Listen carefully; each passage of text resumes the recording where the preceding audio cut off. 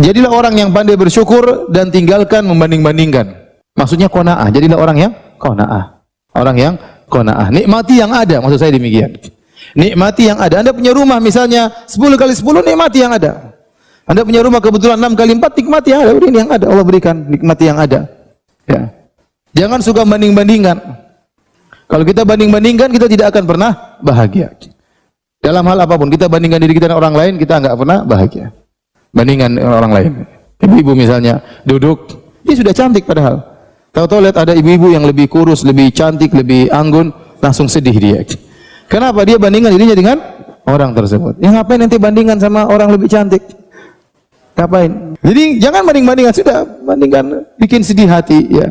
Nikmati yang ada. Anda punya rumah seperti itu, Anda punya anak-anak begini, punya suami, nikmati yang ada sambil mengadakan perbaikan. Ya. Tapi enjoy dengan apa yang Anda miliki. Itu namanya dengan qanaah. Hidup, gaya hidup tidak dibuat-buat. Ya, keluar daripada kemampuan seseorang. Ya.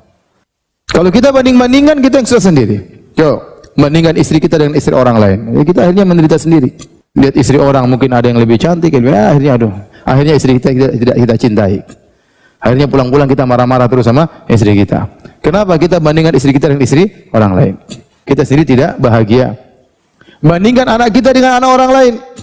Anak orang yang lebih banyak hafal Qur'annya, anak orang lebih berhasil, anak kita kemampuannya segitu. Terus kita harus paksakan dia seperti anak orang lain. Jangan, antum sendiri sudah Allah kasih rezeki kita seperti ini. Sekarang anak kita yang kita paksa, yang kita marah-marah, yang kita omel-omelin, ya. Padahal kita tahu kemampuannya terbatas. Wong kita dulu kecil aja malas baca Quran, sekarang anak-anak disuruh hafal Quran. Yang inti aja bahlul mau. Maksud saya kita semangati anak-anak, tapi jangan bandingkan akhirnya dia harus seperti si fulan. Ya susah. Seorang misalnya harus seperti adik kita si fulan yang hafal Quran. Loh, kita bapaknya enggak seperti bapaknya dia. Mau anak kita seperti anak dia, gimana? Ya.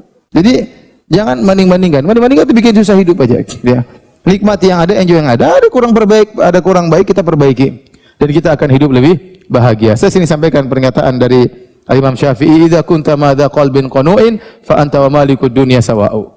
Kalau kau memiliki hati yang qanaah, sungguhnya kau dan raja sama saja. Ya, sama saja. Kita ini sebenarnya kebahagiaan itu benar ya, kebahagiaan dari Allah Subhanahu wa taala. Tapi ada kita bisa berusaha dengan menyeting hati kita, membahagia tidak nyeting hati kita. Terkadang dua orang menghadapi permasalahannya sama. Yang satu ngamuk-ngamuk, yang satu tenang aja. Permasalahannya sama. Contoh kita bicara tentang gempa atau musibah sama, tapi terkadang satu model masyarakat begini, satu model masyarakat begini. Beda. Jadi sebenarnya kebahagiaan itu bisa kita usahakan dengan kita menyeting hati kita. Sebagian orang datang kepada saya, "Ustaz, saya ada masalah besar gini-gini, apa masalahmu?" "Ah, masalah ringan aja bilang besar." Saya langsung gitukan aja. Biasa itu. Biasa, kirain masalah apa? Kayaknya dunia mau kiamat. Padahal enggak, cuma begitu saja. Ya, berarti dia tidak terbiasa menghadapi permasalahan.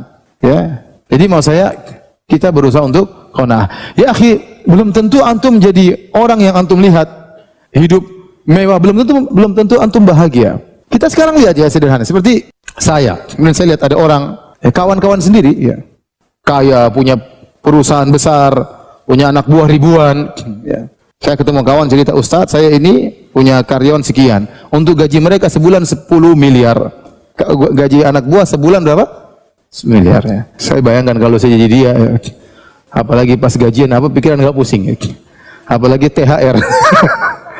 Sebentar lagi lebaran. Orang semua bahagia lebaran. Ingin beli ini, dia pusing. Aduh. Coba bayangkan, antum kira semua orang kaya kemudian apa? Hidup bahagia? Belum tentu. Jadi masalah bahagia, orang kaya boleh bahagia, orang miskin juga boleh bahagia. Tergantung kita menyeting hati kita. Bahkan sebanyak orang kaya tidak menikmati kehidupannya. Dia kejar dunia, pagi siang malam. Kapan dia punya waktu untuk menikmati dunia? Sedikit. Setelah dia kumpulkan uang miliaran, cuma seminggu mungkin berapa menit, berapa jam, dia enjoy. Setelah itu dia kerja lagi keras.